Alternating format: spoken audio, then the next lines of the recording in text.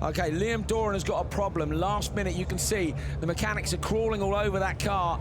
They're having a really, really close look under the bonnet. That's flat out work. You can tell when it's just a quick look or when it's a panic. Neil Cole is down there. You can see the blue ARX jacket moving through. They're going to try and put the bonnet on. What can Neil see? Well, some last-minute drama here for Liam Doran. They're only just managing to get the bonnet bolted on, clipped on. There was a massive puff of smoke as he fired up the engine, but he's only just making it to the grid in time, but it looks like he will start qualifying 4. Liam Doran will start. Let's go back to the commentary booth. Okay, wow, so, you know, that wasn't ideal for Liam, was it? Just up to the grid at the last minute, James, that's the kind of thing that as a driver you just don't want. It's a real knock to your focus. And I saw this happen in warm-up as well. His car turned off and they went in and they did the exact same thing. They took his hood off and they were able to get it started again. But you know, it does take a little hit to your mental fortitude. It really puts you in a different headspace. They've really, literally just finished that car. When Liam was here on Friday, and they were having free practice, he didn't make it out in free practice at all. They had to work on that car to get it ready to go. So it's ready to go, but as you can see, they're having their issues. He's going to head to the grid anyway. So we're going to get him underway. Let's see if Liam Doran can finish this race at home here in the UK. So grid lineup coming up. Doran does a good launch, that's good news. So a good launch in the DS3. Built and run by Liam Doran. It's got a new engine in it from Julian Godfrey, a well-known engine tuner here in the UK. It's a latest specification, a little bit more power. And Liam will be hoping that he can keep up with some of the factory cars which are running in this fantastic new American Rallycross series. It'll be interesting to see how Atco does here. His car is good as new. That's Tex told me. They did it overnight. But it'll be interesting to see if there's any lingering issues that they haven't found out yet in that 2-lap warm-up. Yeah, massive, massive work by Atkinson's crew to repair that car. We'll have a chat about that in a minute. So the cars are on the grid. The sun is shining. The crowd are watching. We are going to get Q4 underway. Q4 Race 1 America's Rallycross, the first ever round here in the UK at Silverstone. Before we head back across the pond to Cota for a couple of races and Trois Rivières as well. You guys are going to love this when it comes across to America. We hope you're watching now. I know it's very, very early in the morning. I'm hoping some of you have stayed up because that is what you should do to watch good sport.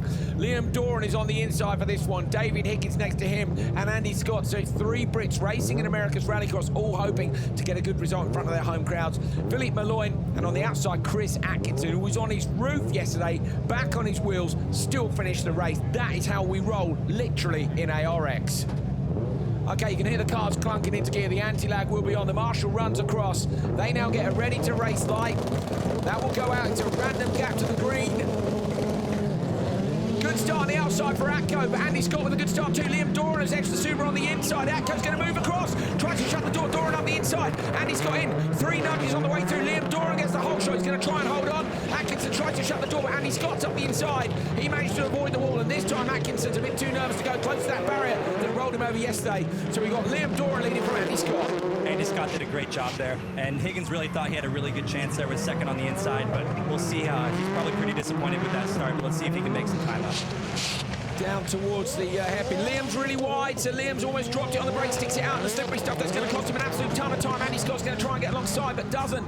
Into the choker lap goes Atkinson. Good decision. I think it was a good decision as well. He's going to get some clear air here and put in some good laps. He over-rotated a little bit there, but hopefully he can get back on it on the straight here.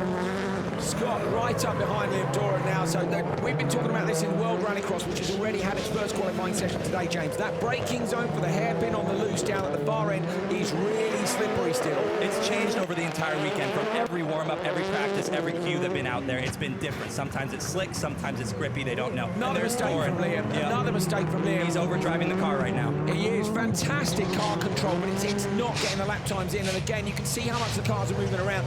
We've actually got dust in the air, but we've got damp in the track. And I'm sure you enjoyed the good old English weather last night. Massive thunderstorm overnight. Massive. This is a little bit of an illusion. I said earlier, I think it's going to rain later on, and it's going to be a totally different track for these guys. But look how much Andy Scott's getting up on Liam Doran here. Every time Liam Doran overdrives a corner, he's closing that gap. Andy Scott on a big push in the Albotech Run 208. Of course, Andy has raced over in the States before, so hopefully it won't be a new face to some of you guys, and Liam Doran too. X Games outings as well for Doran. Big jump for those guys.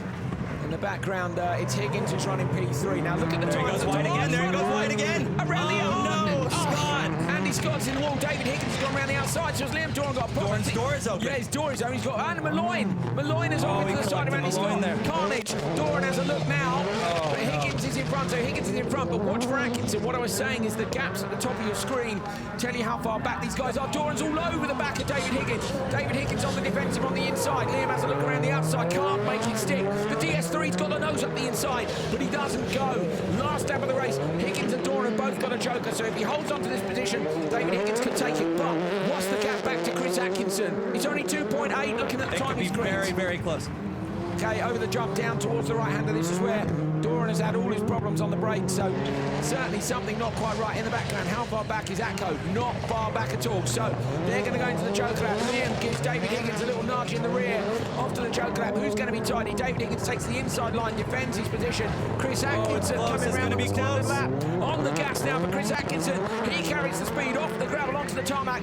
Over the line, it's a win for Atco. He rolled it yesterday. He takes a win this morning. Well done, SRT USA. Oh no, oh no. Oh, Malloyne, so Malloyne's had a problem on the very final corner, and Andy Scott really lost out there. You've got to feel for Andy. You do, and he tried to make a move on Doran when he overcooked one of those corners again, and unfortunately Doran closed the door a lot faster than he was expecting. Well, I'm sure we'll see some replays of that. My goodness me, ARX just continues to deliver after yesterday. I didn't think it could get any more exciting, but we're doing a good job, and the drivers certainly are. Chris Atkinson with the win from David Higgins. It's a 1-2 for Subaru. Liam Doran is in P3, Andy Scott and Philippe Malloyne. Those guys all having issues throughout the race, so Atkinson taking it from his teammate. Higgins with a decent pace there, though. And that's going to help move those guys up the order.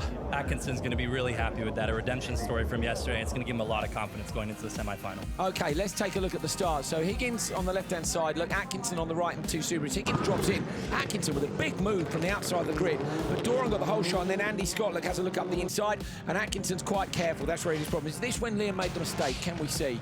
No, so this was when he ran wide in the first lap. Yep.